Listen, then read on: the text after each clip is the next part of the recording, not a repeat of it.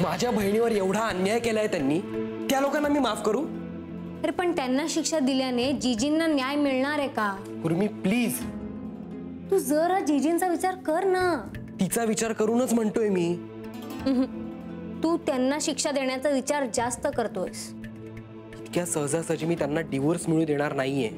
अरे पण त्यांनी त्यांचं प्रेम आटणार आहे का? म्हणजे ही चूक त्यांच्या आईवडिलांची, आपल्या समाजातल्या जातव्यवस्थेची. अरे मग त्याला त्याच्या आई वडिलांशी बोलायला काय झालं होतं? मग तू तरी कुठे सांगितलंस रे तुझ्या आई वडिलांना? उर्मी पण मी कुठल्या मुलीच्या आयुष्याशी खेळ केला नाहीये. मुद्दा तो नाहीये वासू. म्हणजे काय म्हणायचंय तुला? जीजींनी तरी दादांना लगेचच्या लगेच कुठे सांगितलं? तिचंही चुकलंच आहे. चूक झाली असं नाही रे म्हणता येणार. पालक आणि मुलांमध्ये ना मोकळीक नसते बऱ्याच घरातून. आता अगदी माझ्या आणि माझ्या बाबामध्ये केवढी मैत्री बघ ना, पण मला काही गोष्टी नाही सांगता येत त्याला. त्याच्याकडून पण ती चूक झाली. तेवढी चूक केली नाहीये त्याने, माझ्या बहिणीवर हात उगारलाय. मग त्याबद्दल जाब विचार ना तू त्यांना, कंप्लेंट कर. म्हणजे सगळं कर, पण हा डिवोर्स थांबवू नकोस वासू. आपण हवं तर सगळ्यांच्या समक्ष त्याला जीजींची माफी मागायला लावूया. पण हे लग्न असं कोर्टात नेऊन त्याचे वाभाडे काढण्यात काय अर्थ आहे मला सांग? आणि या सगळ्याची आपण काही एक पोटगीही मागणार नाही हो त्याच्याकडनं. ऐक माझं वासू, जीजींना जेवढ्या लवकर या लग्नातनं मोकळं होता येईल ना, तेवढ्या लवकर त्यांना त्यांचं नवीन आयुष्य सुरू करता येईल. अरे या सगळ्यात त्यांची काहीच चूक नाहीये. त्यांना दुसरा एखादा चांगला मुलगा मिळू शकतो. 12वी पर्यंत शिकलेले आहेत, त्या दिसायला खूप छान आहेत. या सगळ्याचा विचार कर ना तू. बरोबर आहे तुझं म्हणणं. आणि त्यांना शिक्षा देण्यासाठी आपल्या आयुष्यातली आणखीन 4-5 वर्ष वाया घालून आपल्याला काय मिळणार आहे? पटतंय मला तुझं म्हणणं. आणि मुख्य गोष्ट, लग्न ठरवताना त्यांचा विचार नाही केलात, निदान लग्नातून बाहेर पडताना तरी त्यांचं मत घ्या. आलेच मी.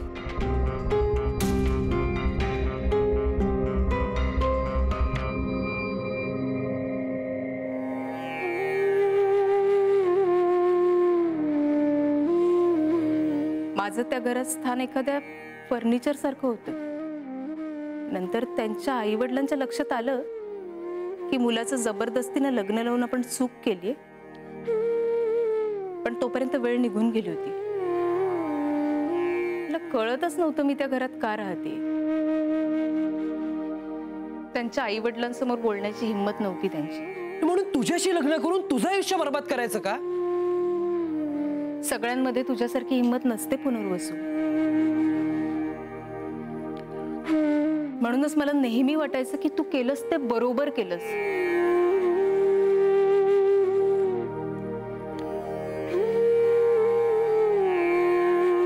हे नको. अहो, सकाळपासून पाण्याचा एक थेंबही घेतला नाहीये तुम्ही. इच्छाच होत नाहीये. असं करून कसं चालेल? माझ्या दोन्ही मुलांच्या लग्नाचं हे असं व्हावं? तर नशिबात होतं ते झालं म्हणायचं. पत्रिका पाहूनही कसं होऊ शकतं? पण माझं ज्ञान, माझी श्रद्धा सगळं मातीमोल ठरलं. माझ्या मुलांच्या आयुष्याची मीच माझ्या हातानं राख रांगोळी केली. अहो, असं कशाला बोलताय? तर माफी तरी कुठल्या तोंडाने मागू? कुणी तुम्हाला दोष देत नाही हो. माझं मन मला दोष देतंय हो. पत्रिका बघितली की झालं, बाकीची चौकशी करण्याची गरज नाही असं आम्हाला वाटलं. तरी बरं पुनर्वसूंच्या दबावाला बळी पडले नाहीत, नाहीतर तिन्हीच्या तिन्ही पोरांच्या आयुष्याचं वाटोळ करण्याचं पातक आमच्या माथी लागलं असतं. महाराज, असलं महाभयंकर पाप माझ्या हातून घडलं कसं हो? हे काय करून बसलो मी? माझ्या ज्ञानाच्या अहंकारापोटी माझ्या पोटच्या पोरीचा बळी दिला मी. त्यांनी आम्हाला पत्र लिहून सुद्धा त्यांना आमचा धाक वाटतो, आमच्याशी बोलण्याची भीती वाटते. असला धाक आणि दरारा काय कामाचा ज्यात तुमच्या लेकरांचं आयुष्याच उद्ध्वस्त होऊन जाईल. नंदिनी लोकाची पोर असताना सुद्धा मी त्यांची एवढी पर्वा केली, पण माझ्या पोटच्या पोरीच्या डोळ्यातलं पाणी मला दिसू शकलं नाही. माझ्या तिन्हीच्या तिन्ही मुलांवर मी अन्याय केलाय. मला बाप म्हणून घेण्याचा तरी हक्क आहे का हो महाराज? कसला बाप? सावरा स्वतःला. स्वतःसाठीच खड्डा खणणं आणि त्यामध्ये पडणं म्हणजे काय ते असं? म्हणजे देवाच्या घरी न्याय असतो ना, तो असा. मला कळलं नाही वहिनी. लोकाच्या मुलीला घराबाहेर घालवायला बसले होते ना, आता स्वतःच्याच बहिणीला माहेरी हाकलून दिले. अहो असं नका ना बोलू. नाहीतर काय ग, मी बोलले की माझं तोंड दिसतं. त्यांचा चेहरा बघितला होतास का कसा झाला होता ते? त्यांना माहेरी पाठवलंय म्हटल्यावर घ्या, इथेच हे सगळं फेडावं लागणार आहे. वहिनी प्लीज. प्लीज काय प्लीज ग? ते सुद्धा असंच म्हणाले ना की मला हिच्या बरोबर संसार करायचा नाहीये, हिला माहेरी पाठवून द्या. सासरी पाठवलेली मुलगी माहेरी आल्यानंतर माहेरच्यांचं काय होतं हे कळलं असेल आता त्यांना. कुमुद वहिनी, तुमच्या दोघांमध्ये फक्त भांडण चालू आहेत. इथे जीजींसोबत अन्याय होतोय. हो ग, नाही म्हणजे त्या गोष्टीचं मला वाईट वाटतंच, आणि अगदी मनापासून मला वाईट वाटतं. हो, कुठल्याही बाई बरोबर ना हे असं व्हायला नको. हो, म्हणजे मला असं वाटलं होतं की त्यांनी त्यांच्या सासरी निघून जावं, पण अगं बाई एवढं सगळं ऐकल्यानंतर मला असं वाटलं की नको बाई त्यांना सासरी पाठवायला. ह्या सगळ्यामध्ये त्यांचं काय दोष आहे मला सांग? आणि काय फरक पडणार आहे? आपल्याला काय वंसनचं करायला जड जात आहे का? आपल्या वंसनांना खूप चांगला नवरा मिळेल बघ, त्याला म्हणावं मर तू, घेऊन बसते हे मला. आपल्या वंसनसारखी बायको शोधून सुद्धा सापडणार नाही बघ त्या माकड तोंड्याला. नाहीतर काय ग, त्यापेक्षा आमचे हे कितीतरी पटीने बरे आहेत. यांनी कधीच असले उद्योग केले नाहीयेत. हो, नाही म्हणजे त्यांना काही माझ्यासारखी हाऊसमौज नाहीये, पण आमचे हे चांगलेत. मी तर बाई मनोमन देवाचे आभारच मानते. तर ह्याच्यासारखा नवरा मिळाला असता तर मी काय केलं असतं ग उर्मी? खरंय, पण नाही, माई म्हणतात तेच खरं. माझा नवरा म्हणजे ना प्रभू रामचंद्राचा अवतार आहे. बघा कोण बोलतंय. हे बाई, जे खरं आहे ते खरं आहे. हो,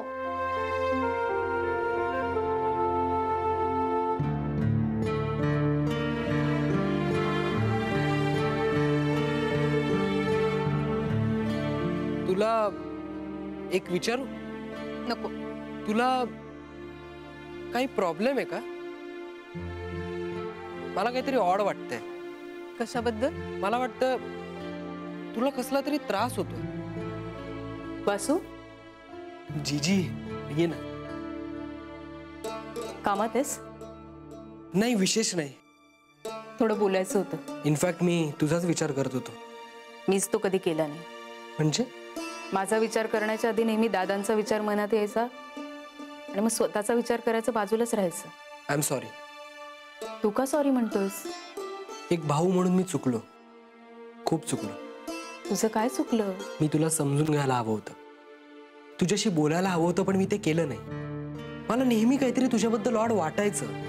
मी माझ्याच प्रॉब्लेममध्ये इतका गुरफटलो होतो ना की मला तुझ्याकडे लक्ष द्यायला वेळच उरला नाही. मला तरी कुठे असं वाटलं की भाऊ म्हणून तुझ्या पुढे मन मोकळं करावं. जीजी, भावंड म्हणून आपल्यात प्रेम जरूर आहे, पण मैत्री नाही होऊ शकली. कारण आपल्या घरात ते वातावरणच नाहीये. पण तरी जाऊ दे ना, जुन्या गोष्टी काढून काय होणार आहे? तर जुन्या गोष्टीतून आपण खूप काही शिकू शकतो. पण मला बरं वाटलं. मी आधीच करायला हवं होतं. मी दादांशी बोलायला हवं होतं, किंवा निदान तुझ्याशी तरी. जे झालं ते झालं. आता तुला काय करायचंय ते सांग. मला या लग्नातून बाहेर पडायचंय. आणि त्यानंतर? माहित नाही. म्हणजे त्यानंतर काय करायचं आहे हे खरंच माहिती नाहीये मला, पण काय करायचं नाही हे मात्र पक्क ठरलंय माझं. काय करायचं नाही? मी इतक्यात लग्न नाही करणार. जीजी, जे काय झालं त्यात तुझी चूक नव्हती, आम्हा सगळ्यांची चूक होती. मला शिकायचंय. मला माझं शिक्षण पूर्ण करायचंय. उर्मीकडे बघते ना मी, किती कॉन्फिडंट असते ती नेहमी. तिला स्वच्छ माहिती असतं तिला काय करायचं आहे आणि काय करायचं नाहीये. मलाही असंच आत्मविश्वासाने जगायचंय, आणि शिक्षण घेऊनच तो आत्मविश्वास माझ्यामध्ये निर्माण होईल अशी खात्री आहे माझी. शिक्षण आणि स्वावलंबन. आत्ता तरी मला एवढंच हवंय. लग्नाची तर धास्तीच बसली आता. जीजी, तुला जे काय करायचंय त्यासाठी माझा सपोर्ट आहे. फक्त दादांपुढे बोलण्याची हिंमत नाहीये माझी. अजूनही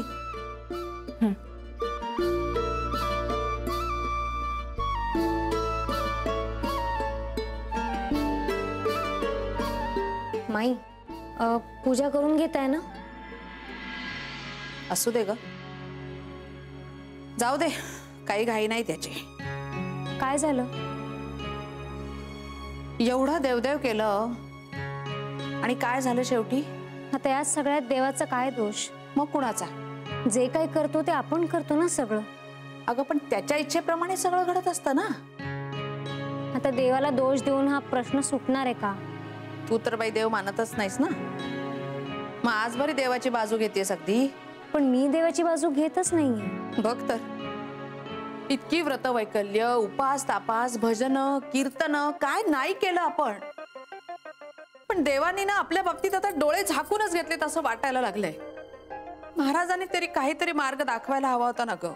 माई, तुम्ही नका एवढा त्रास करून घेऊ. माझ्या पोरीच्या वाट्याला एवढं दुःख का? आम्ही कुठे कमी पडलो महाराजांच्या सेवेत म्हणून त्यांनी आम्हाला आज हा दिवस दाखवला. माई, तुमचं बरं आहे, तुम्ही मानतच नाही असं काही. तुमच्या घरात देवघरही नाहीये ना ग. तुझा अजूनही विश्वास नाहीये देवावर? त्याने काय फरक पडतो? उर्मित, तुला कधी अशी भीती नाही वाटत का ग की आपण देव मानत नाही तर कसं होणार आपलं? माई, उलट मी देव मानत नसल्यामुळे तोच मला मार्ग दाखवेल किंवा देव माझ्यासाठी काहीतरी करेल हा ऑप्शनच नसतो माझ्याकडे. मला बाबांनी नेहमी हेच शिकवलं, मी जे काही करीन त्या सगळ्याचे परिणाम माझे मला भोगावे लागतील. त्यामुळे मी काहीही करण्या अगोदर 10 वेळेला विचार करते. मी जे काही करीन माई त्याची जबाबदारी मला बाबावर पण टाकता येणार नाही. त्या सगळ्यासाठी सर्वार्थी मी जबाबदार असणार. आम्ही असं कधीच काही शिकवलं नाही आदितीला. पण त्यात तुमचा दोष नाहीये माई. अगं पोरीला आपला त्रास आपल्या आई बापांकडेही सांगता येऊ नये असं का व्हावं? वर्षानुवर्ष एकटी सोसत राहिली सगळं, एका अक्षरानेही न बोलता. गरीब गाय आहे ग माझी पोर. अहो, सगळं संपल्यासारखं का बोलताय तुम्ही? आता झालं ते झालं. आपल्याला पुढे आता काय करता येईल याच्याकडे लक्ष द्यायला हवं ना. मला तर बाई काही सुचतच नाहीये आता. कारण तुम्ही महाराजांवर फार अवलंबून आहात माई. तुम्ही आता असा विचार करा की तुमच्या लेकीचं कल्याण महाराजांना नाही तुम्हाला करायचं. तुम्हाला आपोआप मार्ग सुचेल. आणि जिजी या सगळ्यातून बाहेर पडला याबद्दल घाबरण्यापेक्षा आनंद मानायला हवा ना. त्या नरकातून त्या बाहेर पडल्या. खरंय, बरोबर आहे तुझं. बघते, मी बोलते आदितीशी की वर्ष माझ्या मुलीसाठी मी आई म्हणून कधी जे केलं नाही ते आज करणार आहे. माझ्या लेकीला मी तिचं सुख कशात आहे हे विचारणार आहे.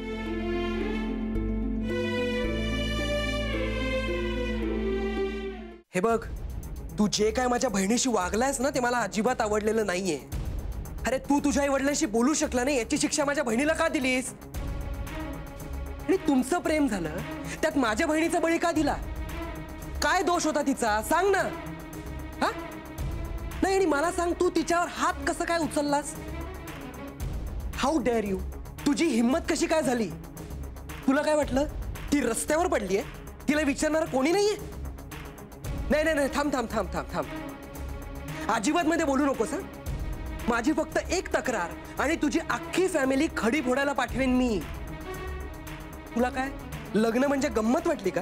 हा नाही नाही नाही, तू आता कसला सॉरी म्हणतोय आणि तेही फोनवर? वासू, हा तुला काय वाटलं तू हवं तेव्हा घराबाहेर काढशील, हवं तेव्हा डिवोर्स मागशील? मस्करी वाटते सगळी तुला? शडाप शडाप मध्ये बोलू नकोस. तू नशीब समज मी फोनवर बोलतोय. मी जर तिथे आलो ना तर मी तुला फोडून काढेन.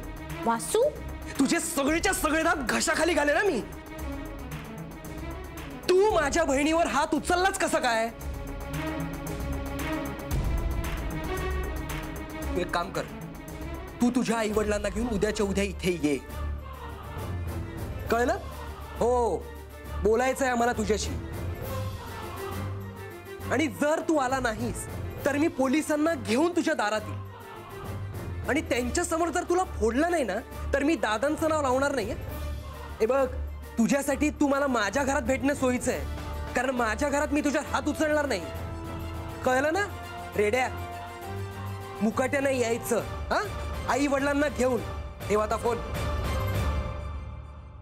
वासू, ते काय, तू प्लीज जरा शांत हो ना. माझ्या बहिणीशी असा कसा वागला तो? वासू प्लीज. वासू, तू इतका त्रास करून घ्यावा या लायकीची माणसं नाहीयेत ती. माझ्या नशिबाचे भोग होते, मी भोगले. फार झालं आता हे नशीब बिशीब. जे काय करायचं ना ते आपण करायचं.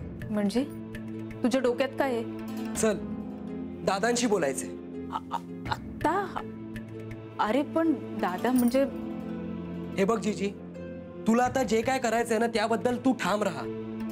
मी ठामच आहे, फक्त दादांपुढे बोलण्याची हिंमत नाहीये माझ्या. तुला आता एकदा बोलावं लागणार आहे जीजी. नाही रे, मला शक्य नाहीये. जीजी, एकदा तरी हिम्मत केलीच पाहिजे तुम्हाला. तुम्ही जर दादांशी बोललात तर तुमचाच कॉन्फिडन्स वाढेल. पण दादा चिडले तर तेव्हाचं तेव्हा बघू. चल आता. काय ठरवलं होतं आणि काय पदरी आलं बघा. माई,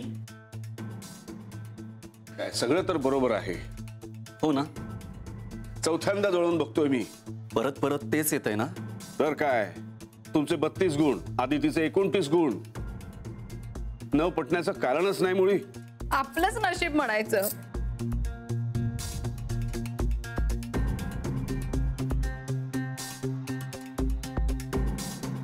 दादा, जन्मवेळ तर चुकली नसेल? कशी चुकेल? तुमची तोंड पाहण्यापूर्वी जन्मवेळ नोंदवले मी स्वतःच्या हाताने. हो, पण कुमुद आणि भाऊजींची जन्मवेळ चुकली असेल तर? तरी एवढा फरक पडायलाच नको. पण दादा, तुम्ही एवढा विचार का करताय? याच्या आधारावर सगळे निर्णय घेतले मी जे चुकीचे ठरले. एवढं काही झालेलं नाहीये दादा. नाही कसं? तुम्ही म्हणताय कुमुद बरोबर संसार करणार नाही. जावई बापू, त्यांचं तर काही बोलायलाच नको. माझ्या माती माझ्या मुलीचं वाटोळं केल्याचं पातक लागलं. गेले 2 दिवस चैन पडत नाहीये मला. हे असं सगळं होऊच कसं शकतं? सगळे निर्णय माझे होते. मी पत्रिका बनवल्या, मी तपासल्या. मला वाटलं आपला जसा संसार सुखाचा झाला तसा ह्यांचा होईल. सुखात राहाल, मठाची सेवा कराल, नातवंड अंगणात खेळतील. पण तसं काहीही झालं नाही. कुमुदचं आणि माझं तुम्ही एवढं मनावर घेऊ नका. आमच्या बाबतीतला तुमचा तर्क चुकलेला नाहीये. असं नाहीये रामचंद्र. असंच आहे दादा. मी अकारण चिडलो तिच्यावर. पण तरीही माझा अंदाज चुकलाच ना. अक्षम्य अपराध घडलाय माझ्या हातून. दादा, मला वाटतं आदितीच्या बाबतीत आपला अंदाज थोडासा चुकला असेल. थोडं? दादा, तुम्ही मनाला लावून घेऊ नका. मला आता खरी काळजी वाटते ती पुनर्वसूंची आणि धाकट्या सुनबाईंची. का? त्यांच्या पत्रिका तर तेच ना, तुमच्या चांगल्या जुळत होत्या तर हे असं झालं. त्यांच्या तर उत्तम जुळतायत, मग ते काय करतील? ज्या एका ज्ञानावर तुमची संपूर्ण भिस्त असते ते ज्ञान तुमच्या मुलांचे संसार वाचवू शकत नाही हे जेव्हा माणसाला कळतं तेव्हा उद्ध्वस्त होतं सगळं. आणि या सगळ्याला मी जबाबदार आहे असं मला वाटतं. कसं माफ करू मी स्वतःला? कसा पाहू मी माझ्याकडे? माझी पोटची लेक जिनं आयुष्यात कधी साध्या शब्दांनी जाब सोडा प्रश्न देखील विचारला नाही, ती आपल्या संसाराची लखतर घेऊन माझ्या दारात उभी आहे. कसं सांत्वन करू मी तिचं? दादा मारे गावभर गर्जना करत होता, लग्न मोडायचं नाही, लग्न 7 जन्माची गाठ असते. आता माझ्या लेकीचं काय करू मी? कुठल्या तोंडाने पाठवू तिला सासरी? धर्माचं आणि परंपरेचं पालन करताना एक बाप म्हणून मुलांना समजूनच घेऊ शकलो नाही मी. पण माझ्यातला बाप अजून जिवंत आहे. तो मला जाब विचारतोय. काय उत्तर देऊ मी त्याला? माझ्या हातानं माझ्या पोटच्या पोरीचं वाटोळं केलं मी. रामचंद्र, मला माफ करा. दादा, तुमचं भलं करायचं सोडून तुम्हाला दुःखाच्या खाईत लोटलं मी. मला माफ करा. अदिती, अदिती, मी गुन्हेगार आहे तुमचा. मला माफ करा. मी हात जोडून माफी मागतो तुमची. दादा, माझा तुमच्यावर राग नाहीये. तुम्ही आमच्या भल्यासाठीच करत होतात ना. दादा, आणि आमच्या बाबतीत तुमचं काहीच चुकलेलं नाहीये. दादा, असं बोलू नका. तुम्हाला हरलेलं पाहिजे सवय नाहीये. तुमची ना जरबच वाटावी सगळ्यांना. तुम्हाला असं हातबल झालेलं पाहवत नाही मला. नाही पुनर्वसू, आज आज माझ्यातल्या मठाधिपतीवर माझ्यातल्या बापानं मात केली आहे. अहो, तुम्ही केलं तेच बरोबर होतं. मलाच ते कळलं नाही. मी हात जोडून माफी मागतो तुमची. हो दादा,